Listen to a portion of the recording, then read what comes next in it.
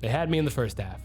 This game has seen its fair share of criticism even before it came out, and honestly, a lot of it was unwarranted. People's complaints seemed so weird to me. Bad UI, it's not a Batman game, the Flash is too fast. You're too slow! Just weird, and frankly, it all seemed kind of forced. But I have now played the game as intended, and while there are some fun times to be had, it's more about who you play it with. Keep in mind, I'm not the biggest looter shooter guy, so this is what I consider my fair review of Justice League Kill the Suicide Squad. Shit, Suicide Squad killed Justice League. It's all about the gameplay! This game may not be what you wanted. It's not another Batman game, and it never pretended to be. When the game is at its best, it's really fun, but nothing revolutionary. While the Arkham games innovated melee combat, this game does very little to stand out from the other shooters. It really just comes down to your personal preference. As a solo game, I imagine it may not be as enjoyable, but I think the story is strong enough to keep you engaged for the brief campaign. The campaign is 10 hours, and from what I gathered, to finish all the side content, it takes about 50 hours. You know, if you're into that kind of thing. It's called a grind, bro.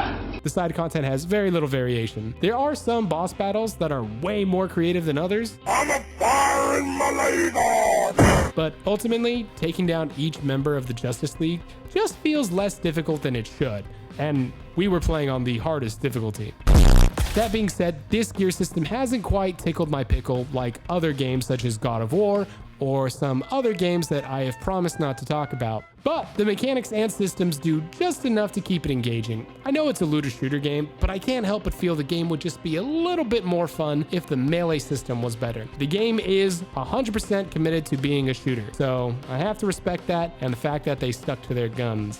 But if you play Destiny, Fortnite, or any battle royale / live service like game, I don't see why you dislike this. A lot of you are upset that the legends at Rocksteady aren't sticking to their roots, and I get that. The Batman games were legendary, and there is no denying that. This being the last time we get to experience the late great Kevin Conroy as Arkham's Dark Knight is also really sad. But this game is a new experience and a new idea that is explored pretty well. As a looter shooter where you play as the Suicide Squad tasked with killing the Justice League, there's not much more you can ask for. The exploration between each character is unique and detailed. The map is as beautiful and interesting as any of Rocksteady's previous games, mixed in with some decent shooting mechanics and a fun story that keeps boredom at bay. Now, let's talk about the story.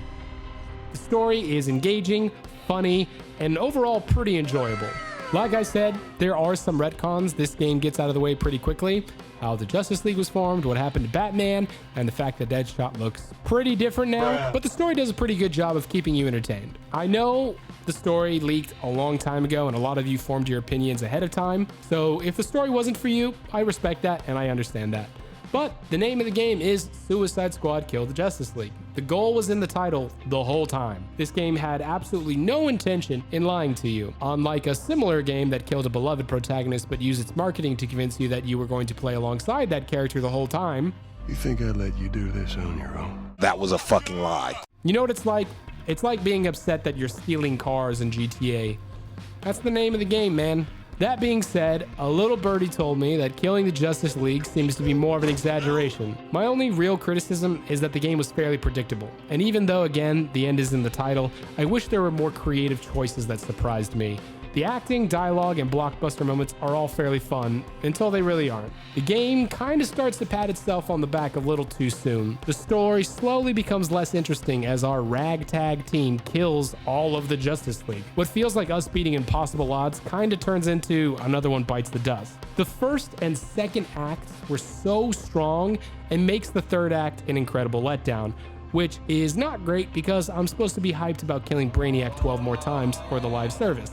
But it's about time we get to that, so let's talk about the live service. The game has a very solid foundation for a live service game and some very user-friendly features in my opinion. Full cross-play at launch, drop in and drop out story campaign regardless of each player's story progression. The social squads allow you to use your friend's character and gear offline if you want to play solo. The only purchasables are cosmetics. The squad leader is switched based off ranking and incentivizes everyone to play better. The battle passes are all purchasable retroactively in case you have FOMO, and the bugs and glitches have been fairly minimal, especially compared to a lot of other recent games I've played. As far as shitty looter shooters can be, I kinda dig this model. The endgame seems a little repetitive in its current state, but I kind of enjoy it. I will personally stick around for this game and see what it has to offer. I genuinely did not see this being more enjoyable than Spider-Man 2, but it was. It also has a day-night cycle, which Spider-Man 2 doesn't. In its current state, I give it a 6 out of 10, which is pretty mid and frankly not worth $70,